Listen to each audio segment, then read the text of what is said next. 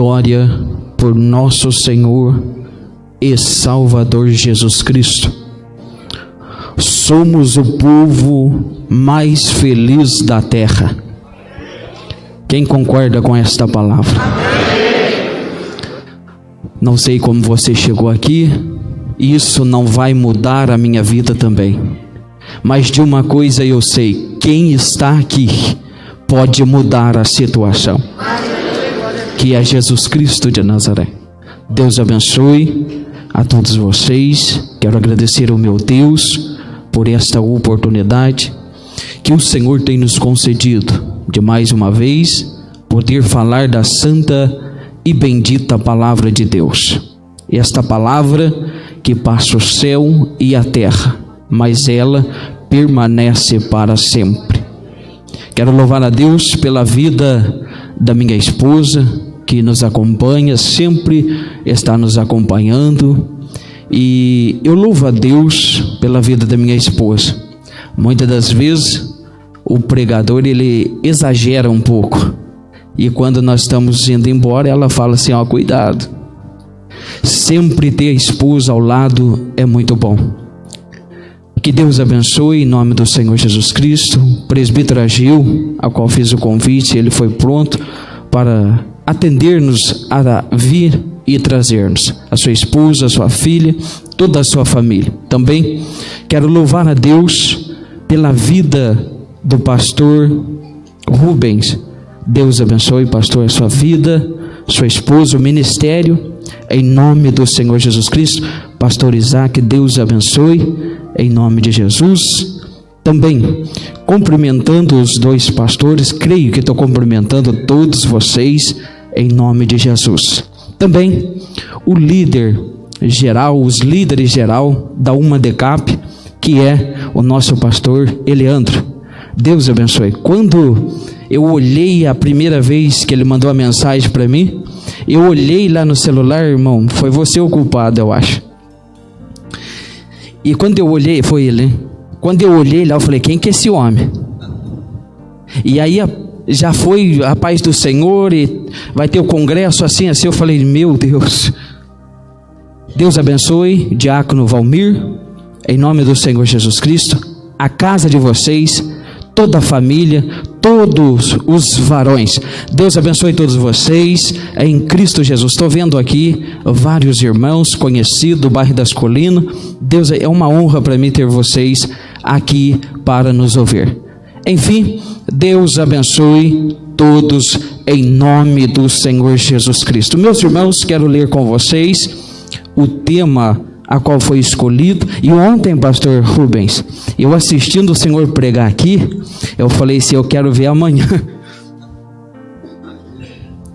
Glória a Deus, glória a Deus. Tema escolhido, primeira carta de Paulo, ou São Paulo aos Coríntios, capítulo de número 15, ao verso de número 52.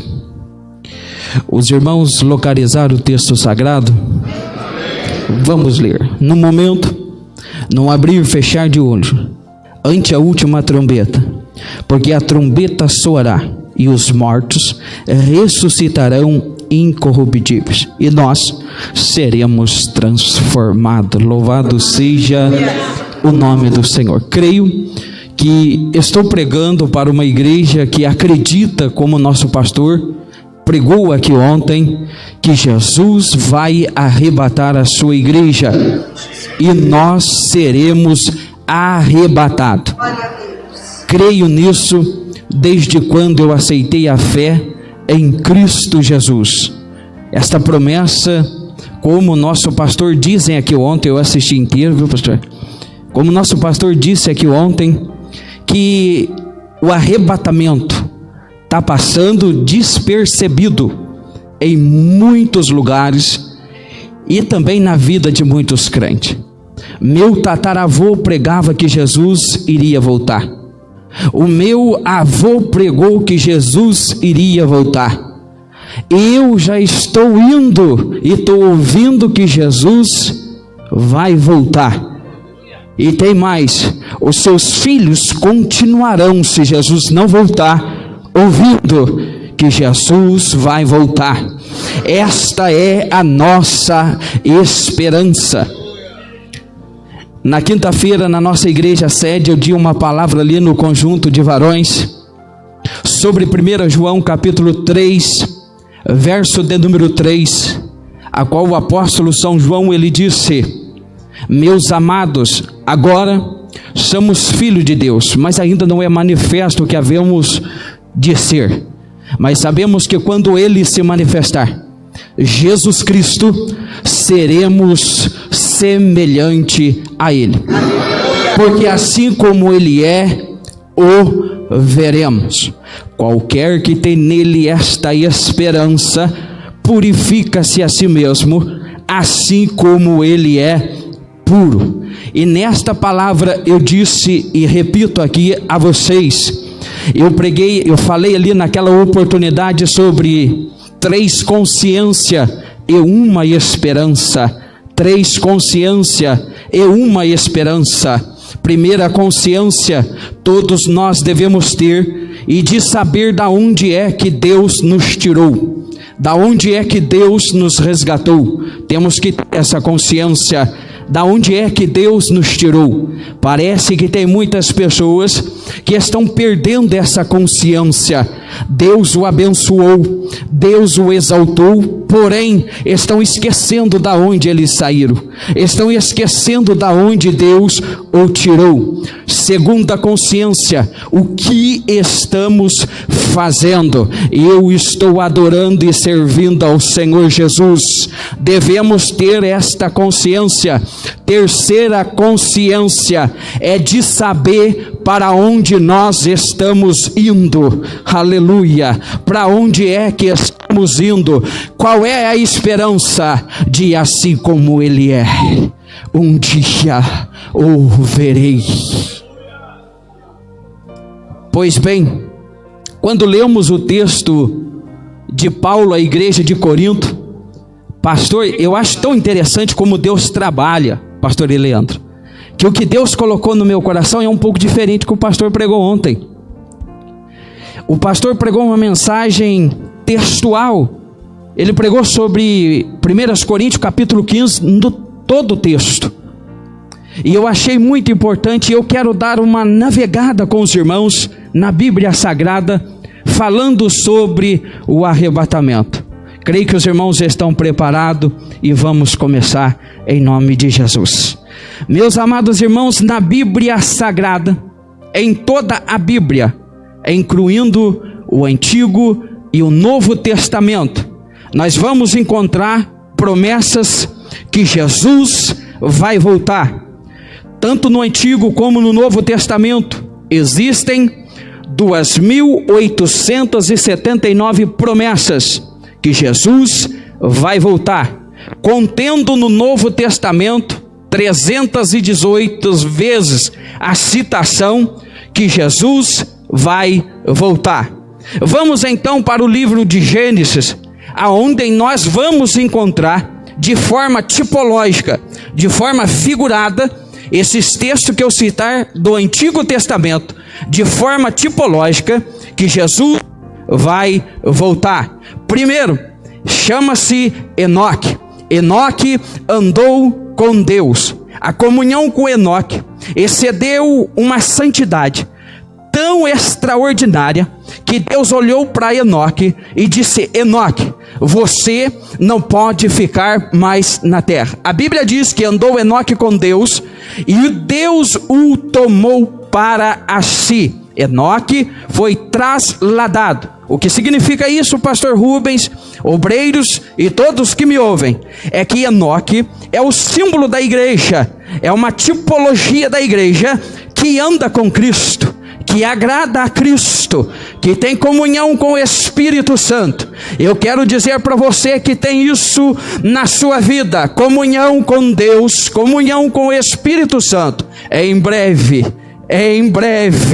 nós seremos arrebatados, em breve estaremos com o Senhor. Pois bem, a Bíblia também diz no capítulo de número 6 de Gênesis, que a nação, o povo, se corrompeu de uma tal maneira, em que Deus arrependeu de haver feito o ser humano, arrependeu-se de ter feito o homem e a mulher. Ele disse então que iria destruir toda a raça humana. Porém, lá no meio daquela geração corrompida, existia um homem cujo nome era Noé. Noé vivia numa geração corrompida, numa geração que estava num declínio espiritual.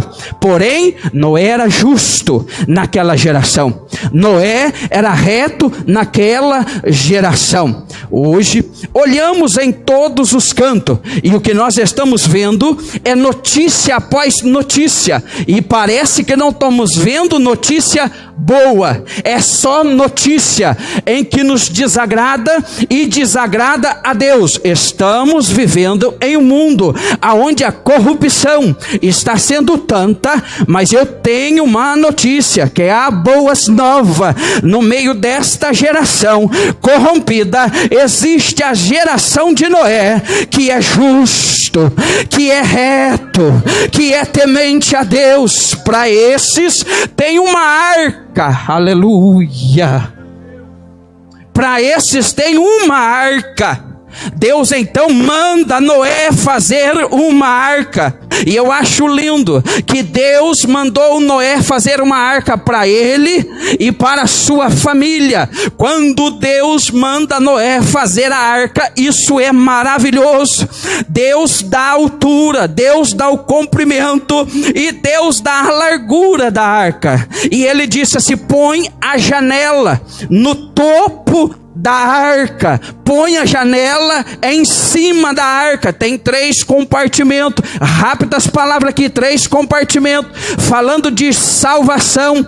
A primeira é regeneração, segundo compartimento é justificação, a terceira compartimento, o terceiro compartimento é santificação. E o mais interessante é isso, que nada disso vem de nós, é tudo graça, é tudo graça.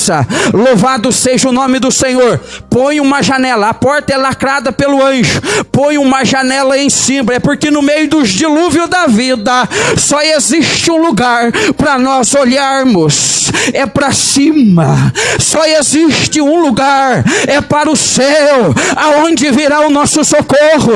Jogaram José no calabouço ou na cova. Naquela cova não tinha como ele olhar do lado, porque ele não via nada, mas ele olhou para cima, e quando ele olhou para cima, a Elias estava passando uma carruagem, a qual os seus irmãos o venderam, e quando ele olhou para cima, eu penso comigo que uma corda foi jogada, e José saiu. Sabe por quê? Porque ele estava olhando para cima. A igreja que olha para cima não vai se corromper, a igreja que olha para cima vai ouvir o soar da última trombeta. Estamos enfrentando os dilúvios espirituais, morais e espirituais, mas deixa eu te dizer uma coisa: a arca nos aguarda, a nova Jerusalém nos espera, e nós não somos daqui, somos peregrinos em terras estranhas. Segunda coisa da arca: a arca não tinha volante, a arca não tinha um leme. Segunda lição da igreja: a igreja não é conduzida por seres humanos, a igreja é conduzida pelo querido Espírito Santo de Deus. Nenhuma montanha vai para a arca, porque quem está no comando da igreja é Jesus Cristo de Nazaré. Deixa eu correr. A Bíblia também vai usar o exemplo de Ló. Quando Ló está em Sodoma, também em Gomorra, Deus fala com Abraão que vai destruir toda a cidade, tanto Sodoma e Gomorra como as cidades circunvizinhas. A Bíblia diz que Ló era justo. Também Pedro vai dizer que ele estava enfadado naquela geração, ele já estava cansado naquela geração. E a Bíblia diz que chega o anjo na casa de Ló, já tinha passado pela casa de Abraão, já tinha avisado Abraão. A Bíblia diz que quando chega na casa de Ló, o anjo diz: sai depressa daqui, porque o Senhor vai destruir Sodoma e Gomorra. Aí Ló começou a enrolar um pouco, o anjo pegou ele pelo braço e falou assim: Deus tem pressa, Deus tem pressa que você saia daqui, o arrebatamento está próximo, Deus tem pressa. Agora, como é que está a minha, a sua vida?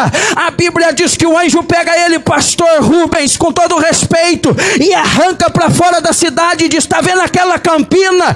Escapa-te para lá, escapa-te por tua vida, Ló. A Bíblia diz que Ló subiu aquela campina. Subir não é fácil, subir não é tranquilidade, mas eu quero te dizer uma coisa: se Jesus disse que vamos subir, vamos subir. Se Deus disse que vamos subir, vamos subir. Escapa-te por tua vida, sobe naquela montanha. Para subir você tem que subir, é lógico. Deixa eu dizer algo aqui para vocês: a trombeta vai tocar e nós vamos.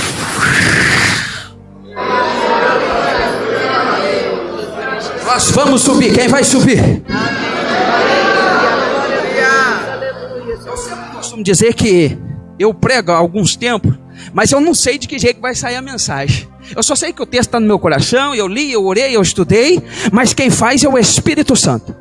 Também tento pregar centrado como muitos conseguem, eu admiro, nota 10, mas tem dia que eu prego centradinho, mas tem dia que eu não consigo, e aqui eu estou vendo que eu não estou conseguindo. Aleluia, porque eu já estou sentindo uma coisa gostosa aqui. Eu estou pregando para a igreja que vai subir no arrebatamento. Eu estou subindo para a igreja que foi comprada, lavada e redimida no sangue do Cordeiro. E meus irmãos, a gente faz alguns cursos teológicos e acha que já está apavorando. E aí, não desmerecendo, meu irmão, senão eu estou desmerecendo a mim mesmo. Mas aí vem o nosso irmão com 87 anos, é isso? 90 aí. Vem aqui, diz que não tem leitura, olha a idade dele e é fiel. Posso entregar tudo, pastor?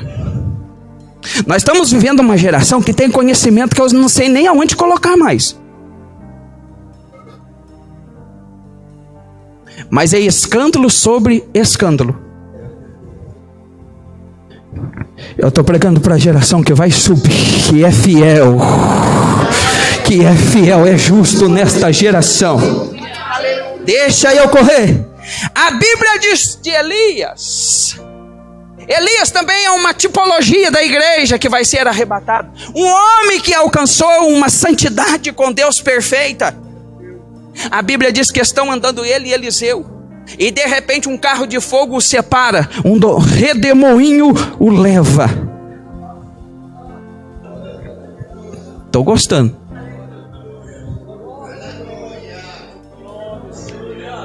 Deixa eu dizer algo aqui para vocês com todo respeito. 30 anos de idade, 12 de crente, com todo respeito, mas eu não desviei, eu só perdi a rota. Com 7 anos eu fui batizado no Espírito Santo, com 12 saí da igreja, retornei aos 18, porque eu encontrei a Rebeca. Tem gente que fala assim, tem jovem que vem para a igreja e diz assim: você foi para a igreja? Eu estou pregando para os varões, mas permita, você foi para a igreja por causa dela? Eu falei, foi. Só que Jesus me deu um banho. Aleluia, aleluia. E aí eu mandei mensagem para ela. Um dia o pastor pregando, pastor Milton de Lorena, e ele pregando, chamou o jovem, orou por mim, falou assim: esses jovens vão receber uma graça que eles nunca receberam. E até aquele dia eu estava lá interessado, e Jesus interessado em mim, deu tudo certo. E aí ele orou, eu senti uma graça tão grande, pastor Rose, pastor Isaac, pastor Leandro. que eu saí do culto, mandei uma mensagem para minha esposa, falei, se você quiser terminar, que hoje é minha esposa, era namorada, falei, se você quiser terminar comigo, termine, mas de Jesus agora eu não largo. Nós estamos vendo, escuta, Elias subiu no redemoinho e carros de fogo.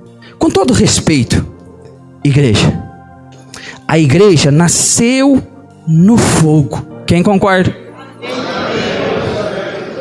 A igreja vive no fogo em todas as áreas. Mas tem um detalhe: a igreja vai subir no fogo. Meus irmãos, com o decorrer do tempo, se nós não tomarmos cuidado, com tanto conhecimento, com tanta ética que são plausíveis nos nossos dias, quando nós vamos glorificar a Deus, nós corremos o risco de glorificar. Glória a Jesus. Respeito cada um. Mas você esqueceu quando o negócio estava difícil lá na sua vida? Você enfiava a cabeça debaixo da cama, você cantava no banheiro, você pedia oração, você gritava, você subia monte, você descia monte, você fazia campanha. É essa igreja que Jesus comprou na cruz do Calvário. Uma igreja que nasceu no fogo, passa pelo fogo, mas vai subir no fogo. E canta lá, macha. Elias é um tipo da igreja que vai ser arrebatada. Pois bem, quando chegamos no Novo Testamento, nós vamos encontrar Jesus em parábolas, falando em Mateus capítulo 24. Aquele dia e hora ninguém sabe, nem os anjos, nem o Pai, mas, ou seja, nem os anjos, nem o Filho, mas unicamente o meu Pai. Jesus, como homem, na terra ele não sabia, mas ele sabe, ele é Deus. Jesus também disse, estai-vos apercebido. Mateus 24 continua, estai-vos apercebido, porque o Senhor virá numa hora em que não pode ser agora.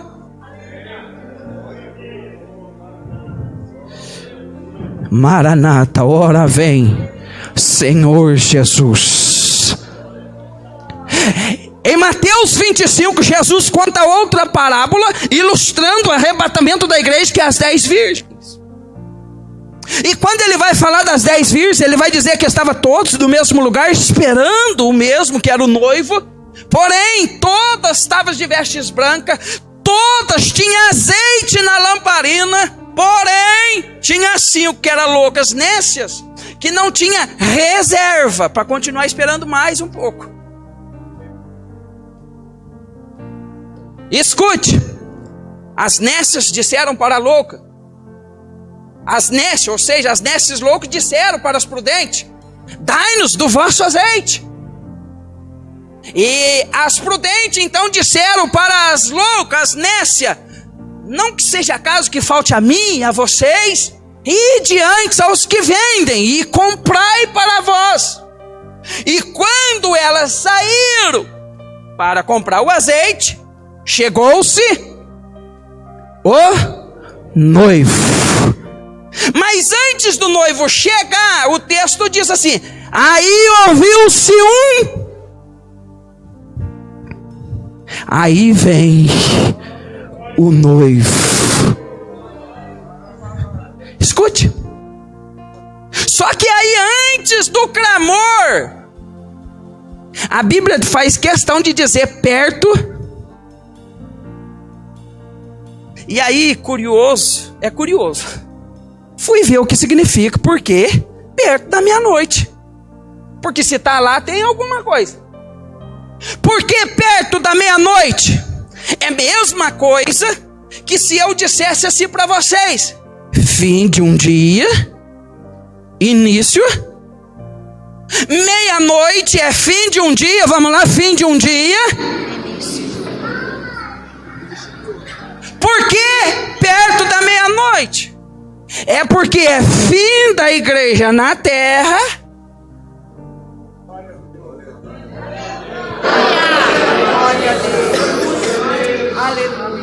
Vou repetir: fim da igreja na terra, início nas mansões celestiais. Aleluia! E essa meia-noite pode ser agora, antes da bênção apostólica, depois da bênção apostólica, o mês que vem, o ano que vem, daqui 200 anos, como disse o pastor Rubens aqui ontem.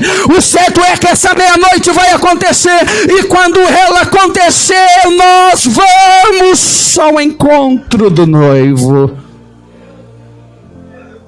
Pois bem, chegamos em João 14, continua a promessa da volta.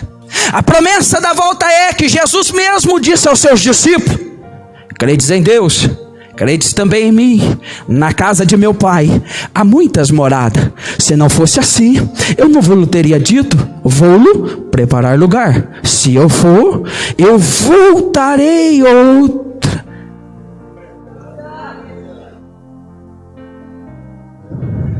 E levarei para mim, para que aonde estejais, vós também. A Bíblia diz em 2 Tessalonicenses capítulo 4, versículo 13, Paulo disse assim: amados, não quero que sejais ignorantes acerca dos que dormem, como os demais que não têm esperança. Por se cremos que Cristo ressuscitou dos mortos, Ele também o tornará a trazer com Ele, porque o mesmo Senhor descerá com alarido, voz de arcanjo, trombeta de Deus. Os que morreram em Cristo ressuscitarão primeiro. Nós que estivermos vivos seremos transformados e subiremos ao encontro do Senhor nos ares, e assim estaremos para sempre com o Senhor. Verso 18, eu tenho uma palavra de consolo para todos nós. Portanto, consolai-vos uns aos outros com estas palavras. Não perca a esperança. Se você partir hoje, partir depois, partir amanhã, depois de amanhã, fique tranquilo que no soar da última trombeta, o seu corpo vai ressuscitar incorruptível.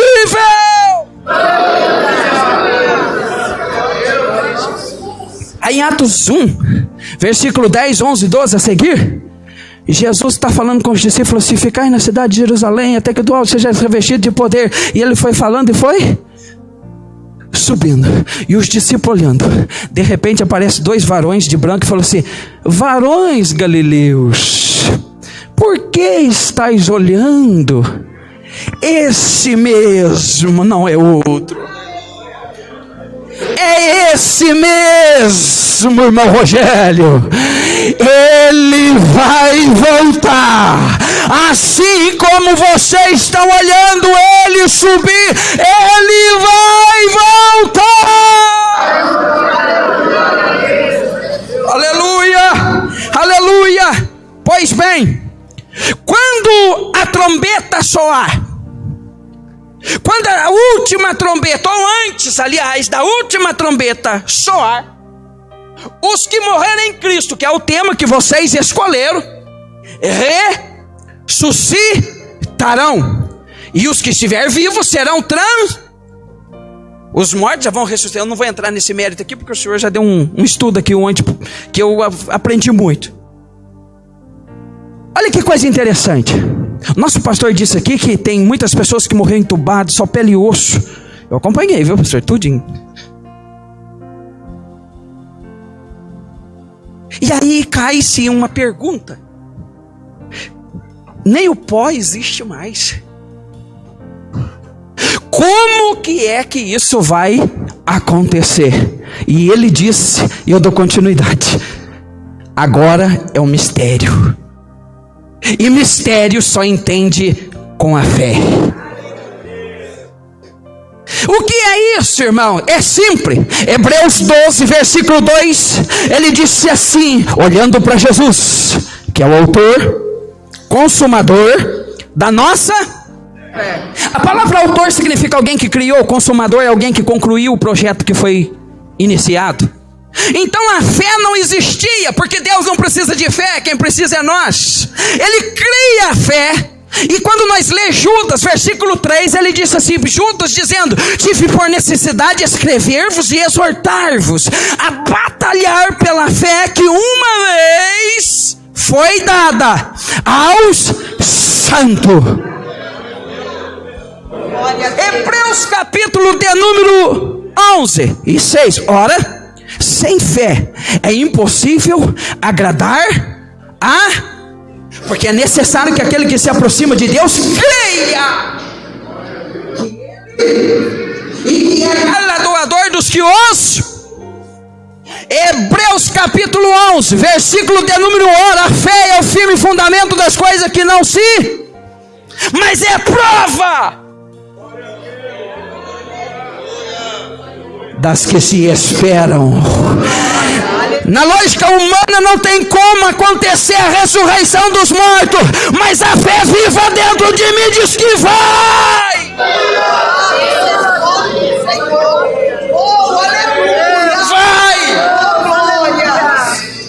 Vai acontecer. Eu ouvi uma frase com um pregador que ele disse assim, perca tudo, mas não perca a fé. Porque se você perder tudo, mas não perder a fé, com a fé você recupera tudo que perdeu.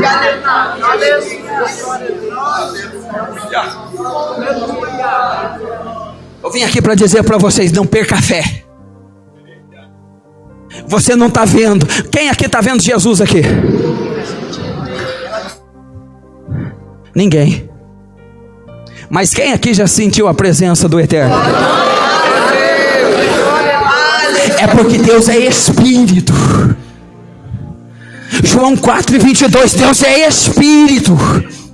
E importa que os verdadeiros adoradores também adorem o Pai em Espírito e em... Um dia saiu uma questão na minha mente, a seguinte: como eu me identifico que sou filho de Deus? Como eu me identifico que sou filho de Deus? Rapidamente o Espírito Santo, Romanos 8:16. O que é Romanos 8:16? Vocês querem colocar lá?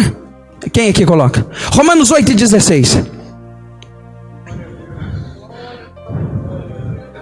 Eita, glória a Deus.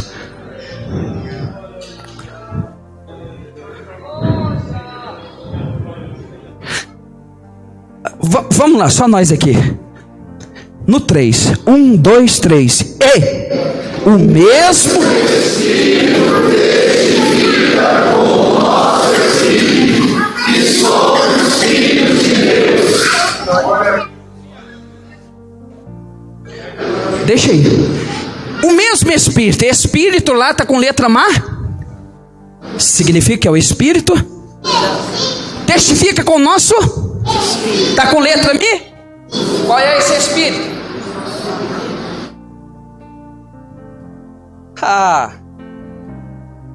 Mas como é que eu sei? Durante o culto, daquela coisinha assim que dá no coração seu assim, ó. Jesus é bom. Aí daqui um pouco ele fala assim: estou sentindo de chorar, vou chorar. Senti de falar em língua, vou falar. É o Espírito de Deus comunicando com o seu, dizendo assim: tu és meu filho. Tu és meu filho. Oh, aleluia. E sabe o que eu acho interessante? Que quem é filho, Deus deu uma autoridade sobrenatural. João capítulo 1, versículo 10. Sabe o que está escrito? E veio para que os seus não receberam, mas todos quanto receberam, Ele deu, sabe o que? Poder para serem feitos filhos de Deus. Oh, glória. Aleluia, aleluia, aleluia, aleluia. Eu creio, é pela fé em Cristo Jesus. Temos que ter esta fé viva. Aconteceu a ressurreição, nós que estivermos vivos, porque eu creio que Aí tem pessoas que falam assim, mas e se você morrer? Aí eu fico a mensagem do pastor de ontem, mesmo morrendo eu vou continuar crendo que eu vou vivo. Aleluia. Aconteceu o arrebatamento. Agora encontremos com o Senhor nos ares. Depois que nós chegarmos nos ares, nós vamos passar pelo tribunal de Cristo. 2 Coríntios 5:10. Porque todos nós devemos comparecer antes ao tribunal de Cristo para receber o que fizemos por meio do corpo, quer seja bom ou quer seja mal. Põe para mim, meu irmão, 1 Coríntios capítulo 3, versículo 12 a seguir. Quando nós chegarmos no tribunal de Cristo, as obras serão julgadas. Já somos salvos, fique tranquilo. Porém, ainda tem alguma coisa para acontecer. Aí Paulo diz qual é as obras que vão ser julgadas. E se alguém sobre este fundamento formar um edifício, o quê? Ou, segundo, terceiro, quarto, quinto, sexto. Essas 6 obras serão julgadas. Primeiro é ouro. Ouro na Bíblia fala de glorificação, de realeza. A primeira coisa, quem é que vai passar pelo julgamento das obras de ouro? São todos aqueles que fizeram para a glória de Deus. São todos aqueles que fizeram para glorificar o Rei. Segunda é o quê? Prata fala de redenção. Cristo é o nosso Redentor, morrendo na cruz do Calvário. O que é a obra de prata, pastor Rubens? É tudo aquilo que nós fazemos, o senhor sabe muito bem disso, os irmãos sabem muito bem disso, que é tudo aquilo que fazemos conjunto, que nós sabemos que estamos fazendo porque Cristo morreu na cruz. Porque nós estamos vivendo uma dificuldade muito grande, pastor Isaac. Qual é?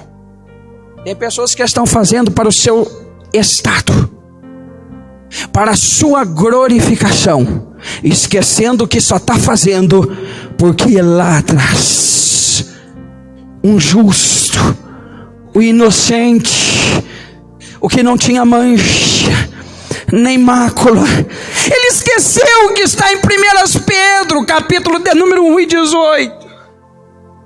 Não foste comprado com prata, com ouro,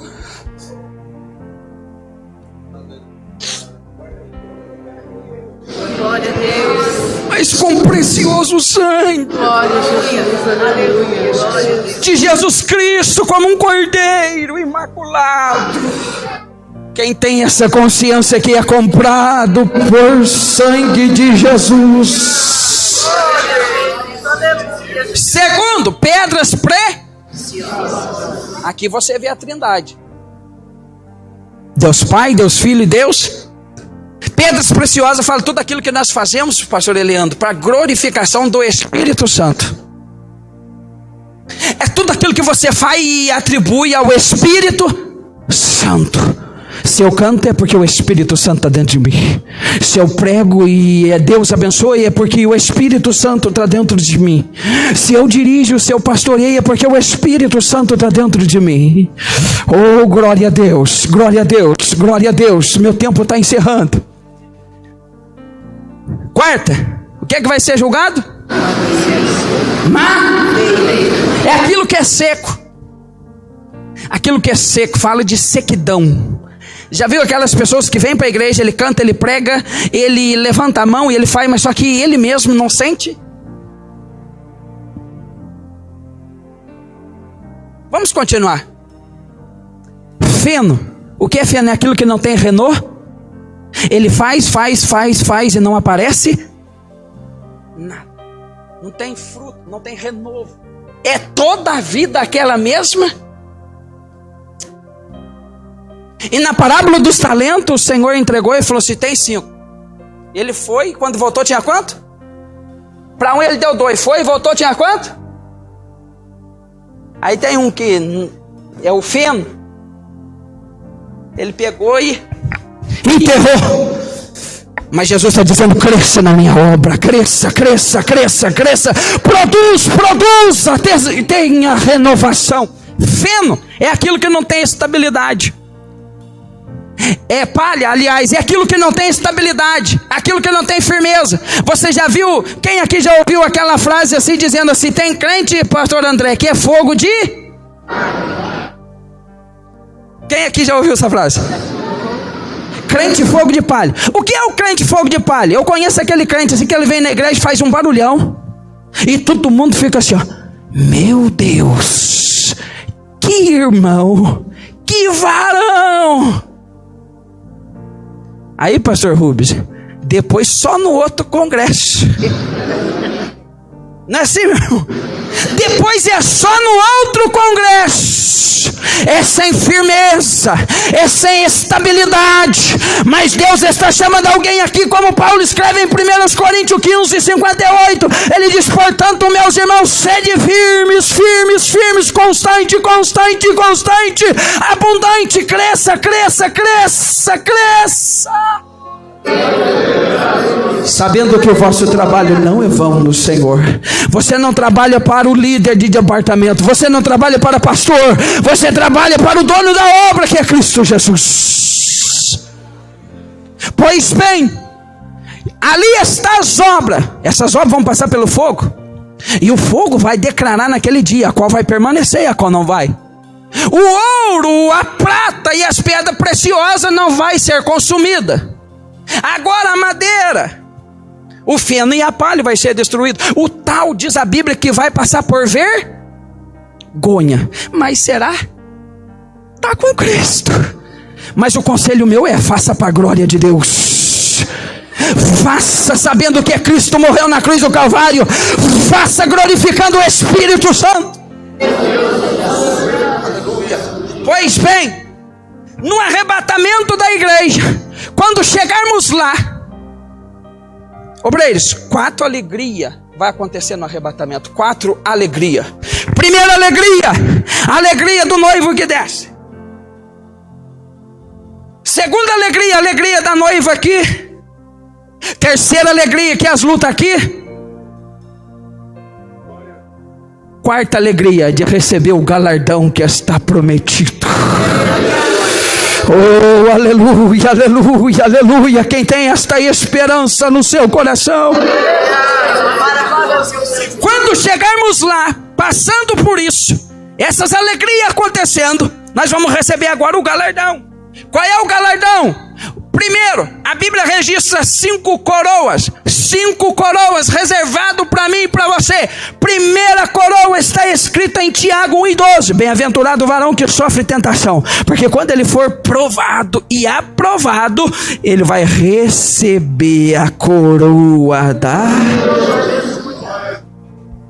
Apocalipse capítulo 2, versículo 10. Satanás lançará algum de vós na prisão, porém ser fiel até a morte, e dar-te-ei a coroa da vida. Para quem é a coroa da vida? É para aqueles que mesmo diante da morte não negaram o nome de Cristo e foram fiéis ao Senhor. Segunda coroa é a coroa de glória. 1 Pedro 5:4. Ele disse assim: quando aparecer o sumo pastor, ele nos dará a coroa de glória. Aleluia. Para quem é a coroa de glória? Para aqueles que agiram com humildade e submissão.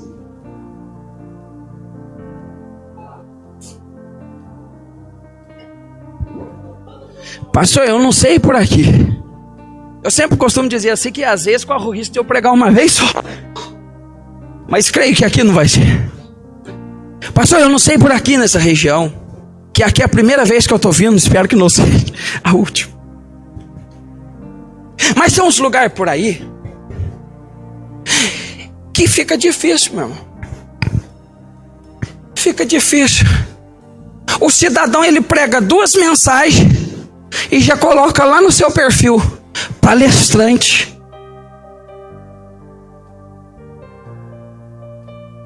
Conferencista. Faz 9 anos que eu prego. 9 anos. Deus me deu a graça de ir 2 vezes no Amazonas. Sabe o que eu sou? Sabe o que amigos meus que há muito tempo de ministério ainda conversam comigo e falam que são pastores presidente? Eles dizem assim: sem Deus nós não somos nada, meu irmão. Glória a Deus. Se você for humilde, eu vou falar isso aqui com temor na minha alma, aonde os teus pés não conseguirem ir, a tua humildade e submissão te levará. Oh, glória, aleluia, aleluia. Eu vou falar. Estamos vivendo um tempo que os nossos companheiros, que bate a mão no nosso ombro, irmão André, obreiros, que diz assim: não, Deus é contigo, mas é tamanduá puro. Alguém que conhece a linguagem que eu estou usando, né? Tamanduá é aquele um lá que abraça você, mas tem uma unha grande e te pega por detrás. Eles falam tanta coisa na sua cara, mas quando você está pregando, eles estão assim, ó. Tomara que dê tudo errado. Ei, estamos no mesmo barco. Estamos no mesmo barco. O mesmo destino. Seja quem for que estiver pregando, deixe essa palavra aqui nessa noite. Quem é que estiver louvando, nós estamos adorando o único Deus, soberano, eterno, onipotente, onipresente, onisciente. A mesma graça que foi derramado por Ele, foi derramado por nós. Terceira coroa é a coroa da justiça, que Paulo disse em 2 Timóteo 4:7. Combati o bom combate, acabei a carreira, guardei a fé. A única coisa agora que me resta é a coroa que o justo me dará, não só para mim. Agora ficou ruim, seus aleluias. Mas para que guardarem e amarem a sua vinda. Quarta coroa, a coroa da alegria. Filipenses 4:1, Paulo disse: meus amados irmãos, a minha alegria é coroa. É de estar o quê? Firme no Senhor, amados. Quinta coroa é a coroa incorruptível, que está em 1 Coríntios 9:24-25. Paulo disse: se todos correm no estádio, são muitos, mas um só leva o prêmio. Eles correm de tal maneira que alcançam uma coroa incorruptível, ou seja, corruptível. Nós, porém, corremos atrás de uma coroa incorruptível. Aleluia.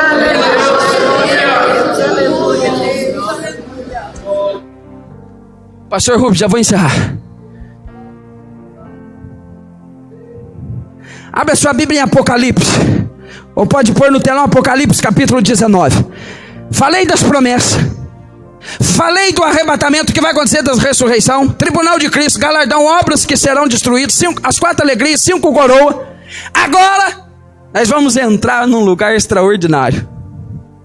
Apocalipse capítulo de número 19. A igreja está coroada. Eu creio, pastor Rubens, que essa é a nossa esperança. Oh, glória a Deus. Apocalipse capítulo 19, versículo de número 8. Porque toda noiva precisa se vestir. Aí agora a noiva foi coroada, agora vai se vestir. Apocalipse capítulo 19, versículo de número 8. Vamos lá, todos nós no 3, 1, 2, 3. E foi dado que se vestisse de linho fino, puro e resplandecente, porque o linho fino são a justiça dos santos. A noiva está vestida. Você sofreu tudo isso, eu cheguei no vestimento e você não fez nada. Foi vestido de linho que fala da justiça dos santos. A noiva agora está vestida e ela vai para um lugar extraordinário. Sabe o que é? Sala do banquete. Põe para mim Apocalipse capítulo 19, versículo 7. Vamos lá. No 3, 1, 2, 3. Regocijemo-nos e alegremos e demos glória, porque vindas são as bodas do Cordeiro, e já a sua esposa se aprontou. Você pode adorar a Deus por um minuto?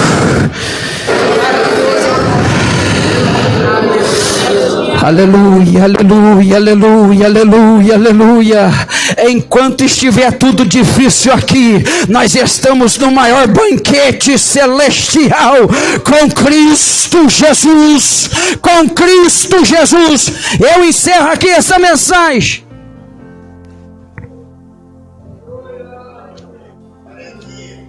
O nosso irmão cantou um hino. Quero que o irmão me dê permissão de falar desse hino. Aí o hino que ele cantou disse assim: ó, que saudosa lembrança. Não toque não, que vocês não conseguem. Tenho de ti. Para aí.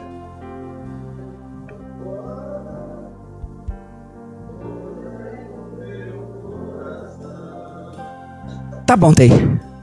Pastor, isso aqui alegra o meu coração, a minha alma, o meu espírito. Com todo respeito, eu me dirijo ao Senhor. Eu sempre falo que todos os pastores que eu encontro são meus pais, porque eu estou gatinhando. Pastor, o senhor representando a igreja. O hino diz assim: ó, que saudade tenho de ti, ó. Ou lembrança, que saudosa lembrança. Pastor, responde uma pergunta para mim com toda sinceridade.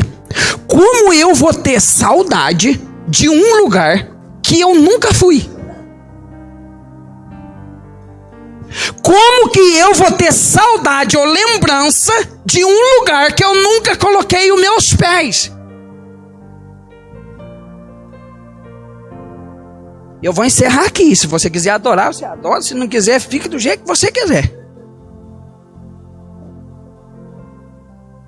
Mas Apocalipse capítulo 21, João, quando ele vai encerrar, ele disse assim: o Espírito e a esposa diz o quê?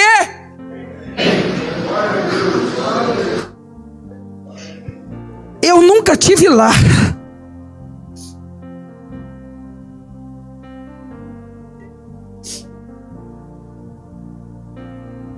Vocês nunca tiveram lá,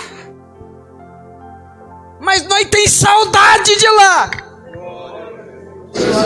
Vamos explicar isso. É porque quem era de lá